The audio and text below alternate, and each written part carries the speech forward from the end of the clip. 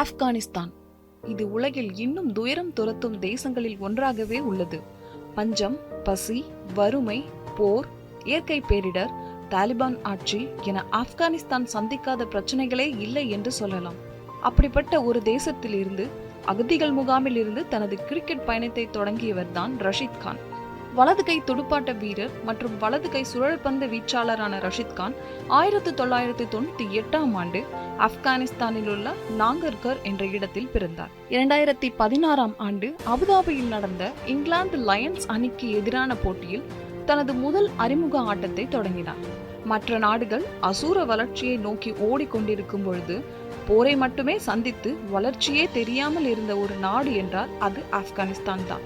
முதலில் ஆப்கானிஸ்தானிற்கு வெகு காலம் வரை கிரிக்கெட் போட்டி என்றால் என்ன என்றே தெரியாமல் இருந்தது. போர் சூழலில் இருந்து தப்பிக்க அங்கிருந்த மக்கள் பல நாடுகளுக்கு தஞ்சம் கேட்டு சென்றனர். அப்படித்தான் பிற நாடுகளில் தஞ்சமடைந்த ஆப்கான் குழந்தைகள் அங்கு விளையாடப்பட்ட கிரிக்கெட் விளையாட்டை மீண்டும் தங்கள் சொந்த நாட்டிற்கு சென்ற பொழுது அறிமுகப்படுத்தினார்கள். அப்படிப்பட்ட போர் சூழலில்தான் ஆப்கானிஸ்தானை விட்டு பாகிஸ்தானுக்கு அகதியாக தன் குடும்பத்துடன் சென்றவர் ரஷீத் கான். 6 சகோதரர்கள் 4 சகோதரிகள் என அனைவரையும் சேர்த்து கிரிக்கெட் அணியில் இருப்பது போன்ற 11 பேர் கொண்ட குடும்பத்தை கொண்டிருந்தார். பாகிஸ்தானில் அகதியாக இருந்ததால் வீட்டை விட்டு வெளியே வராமல் தனது அண்ணன்களுடன் கிரிக்கெட் விளையாடுவார். வயதிற்கு ஏற்றாற்போல் பேட்டிங் செய்வதால் கடைசியாக பிறந்த இவருக்கு எப்போதும் பவுலிங்கே தரப்படும். இவர் பேட்டிங் செய்வதற்கு முன்னர் ஆட்டமே முடிவுக்கு வந்துவிடும். அதுவும் அவர் வைத்திருந்தது டெட் பந்து என்பதால் எப்படி வேகமாக போட்டாலும் மெதுவாகத்தான் செல்லும். இதனால் அவர் வெவ்வேறு விதமாக பந்தை போட ஆரம்பித்தார். ஆனால் அப்போதும் பேட்டிங் செய்ய இவருக்கு வாய்ப்பு கிடைக்காததால் குழந்தை ரஷீத் பெரும் மன உளைச்சலுக்கு ஆளாகி எப்படியும் அனைவரையும் அவுட்டாக்கி விட வேண்டும் என்று பவுலிங் ஸ்டைல்களை தனது 10 வயதிலேயே கற்றுக்கொள்ள ஆரம்பித்தார். தனது பவுலிங்கால் அண்ணன்கள் அனைவரையும் தோற்கடித்த இவர் தனது முதல் பேட்டிங்கின் பொழுது பந்தை சுழற்றுவது போல் மட்டையை சுழற்றிக் கொண்டிருந்தார். போர் முடிந்து ஆப்கானிஸ்தான் திரும்பியது ரஷீத் கானின் குடும்பம்.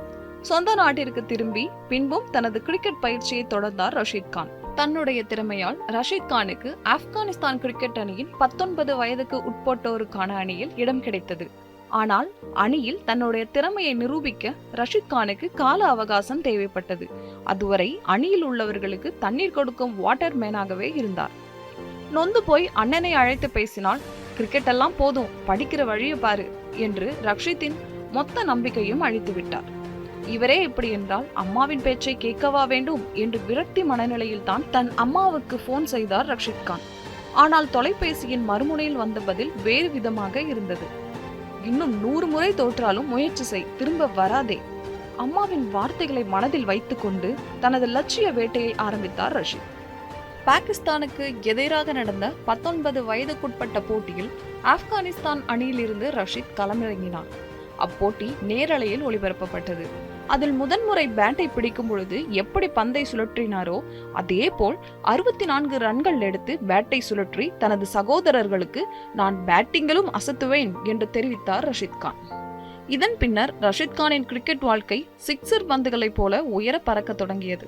தனது முதல் சர்வதேச ஒருநாள் கிரிக்கெட் போட்டியை 2015ஆம் ஆண்டு தொடங்கிய ரஷீத் கான் அந்த போட்டியில் ஜிம்பாப்வேவை எதிர்த்து ஆடினார். அதன் பின்னர் உலகக்கோப்பை T20 போட்டியிலும் அவர் ஜிம்பாப்வேவை எதிர்கொண்டார். 2017ஆம் ஆண்டு இந்தியாவில் நடைபெற்ற IPL போட்டியில் ஹைதராபாத் அணியின் சார்பில் ரூபாய் 4 கோடிக்கு ஏலத்தில் எடுக்கப்பட்டார். இதன் மூலம் இந்திய ரசிகர் மத்தியில் அறிமுகமானார் ரஷீத் கான். 2018ஆம் ஆண்டு பவுலர்ஸ் பாயிண்ட் பட்டியலில் முதல் இடத்தை பிடித்தார். 2019ஆம் ஆண்டு பங்களாதேஷை எதிர்த்து நடந்த டெஸ்ட் போட்டியில் ஆப்கானிஸ்தான் அணிக்கு கேப்டனாக அணியை வழி நடத்தினார். அப்போது ரஷீத் கானுக்கு 20 வயதுதான். இந்நிலையில் ரஷீத் கான் தலைமையிலான ஆப்கானிஸ்தான் அணி தற்போது நடைபெற்று வரும் T20 உலகக்கோப்பை போட்டியில் டக்வர்த் லீவிஸ் முறைப்படி வெற்றி பெற்றதன் மூலமாக முதன்முறையாக அரையிறுதி போட்டிக்கு முன்னேறி வரலாற்று சாதனையை படைத்துள்ளது.